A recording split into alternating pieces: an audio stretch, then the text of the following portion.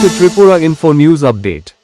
মেলাঘরের RTI কর্মী প্রসেনজিৎ সাহাকে গাঁজা মামলায় ফাঁসানোর অভিযোগ ঘিরে নতুন রাজনৈতিক বিতর্ক তৈরি হয়েছে।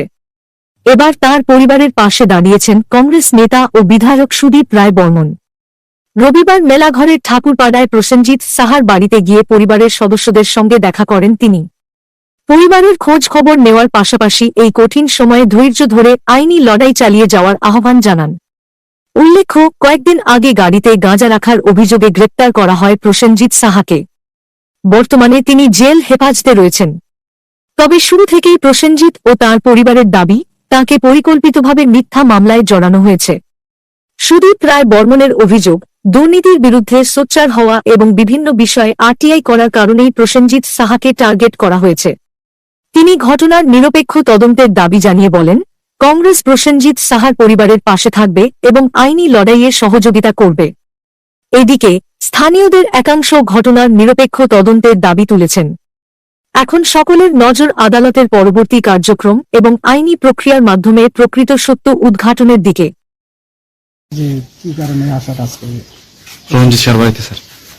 প্রসেনজিৎ সাহা সে একটা সময় ভারতীয় জনতা পার্টির যুব মোর্চার মন্ডল প্রেসিডেন্ট ছিলেন এবং 2018 সালে ও নির্বাচিত একজন কাউন্সিলর মেলাঘর পৌরসভা, না এটা কি পৌরসভা না, তো কিছুদিন বাদেই যখন দেখলো যে এরা লুটপাট ছাড়া কিছুই না, 8 মাসের মাথায় সে পদত্যাগ করে এবং জিরো করাপশন নামে একটা সংগঠন তৈরি করেন এবং একজন সক্রিয় আরটিআই অ্যাক্টিভিস্ট।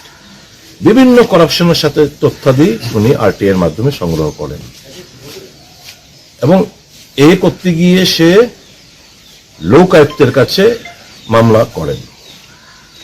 তাকে ফাঁসানো হয়েছে গত 12 তারিখ। বাড়িতে ছিল ওর শ্বশুরমশার একটা গাড়ি, মারুতি ভ্যান, একটা গাড়ি অনেক দূরে রাখা, তো কাজটা লাগেও না। তো কাজ খুলে কেউ না কে বা কাহারা একটা কেজি খানেক কিংবা 1.5 কেজি ওজনের কিছু গাঁজা রেখে সেদিন ও তৈরি হচ্ছিল ওই ক্রস এক্সামিনেশন এই চেয়ারপারসনের বিরুদ্ধে এবং আরো যারা রয়েছেন তাদের ক্রস এক্সামিনেশন হওয়ার কথা লোক আয়ত্তে, ও যাবে ওখানে।